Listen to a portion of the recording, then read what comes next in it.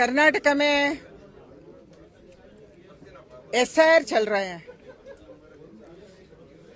SIR में पूरा का पूरा इलीगल एनुमरेशन फॉर्म दे रहे हैं।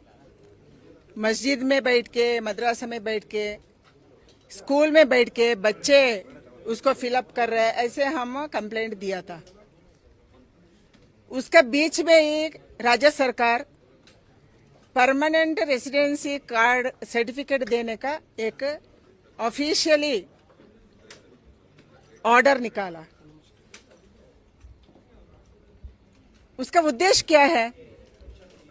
उद्देश्य एक ही है। कर्नाटक में लाखों लोग वेस्ट बंगाल से, बिहार से किसको भगाया, वो कर्नाटक आया। बहुत सारे जगह में मैं खुद गई, उसको देखी, वो किधर से आए है उसका पता किया, कंप्लेंट दिया।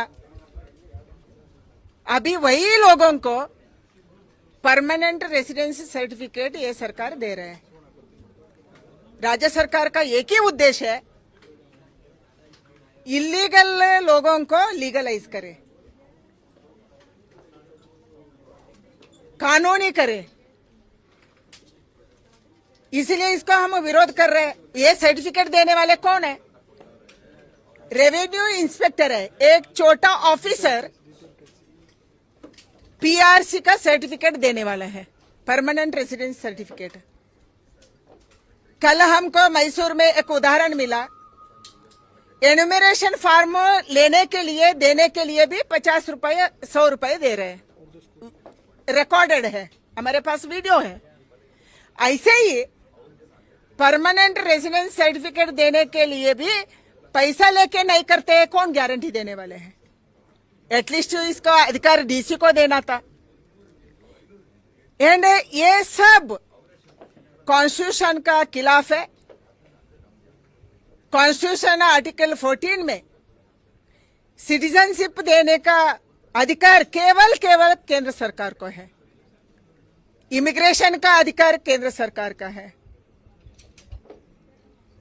कौन फॉरेनर, कौन इंडियन बोलने का अधिकार केंद्र सरकार का है। राज्य सरकार ये सब करके नेशनल सिक्योरिटी को, हमारा आंतरिक भद्रता को थ्रेट पहुंचा रहे, सवाल उठा रहे। एंड मुझे लग रहा है ये बहुत बड़ा भूल होगा।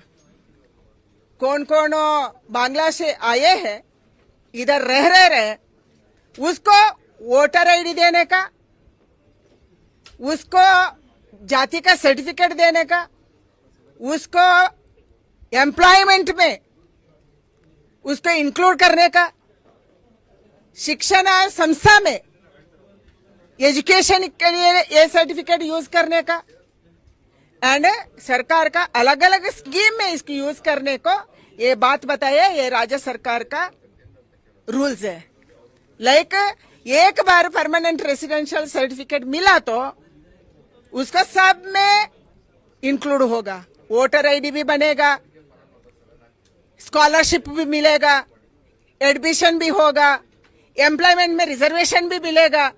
सब कुछ ये सरकार करने वाला है। किसको? कौन इलीगली भारत प्रवेश किया है, कर्नाटक प्रवेश किया है, उसको करने वाले हैं। इसको हम विरोध कर रहे हैं।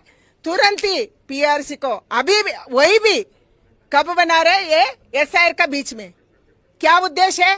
वोटर लिस्ट में इंक्लूड करो एंड वो वोट बैंक हो जाएगा। वोट बैंक का कारण से ये डीके शिव कुमार इसको कर रहे हैं। इसको हम विरोध करते हैं।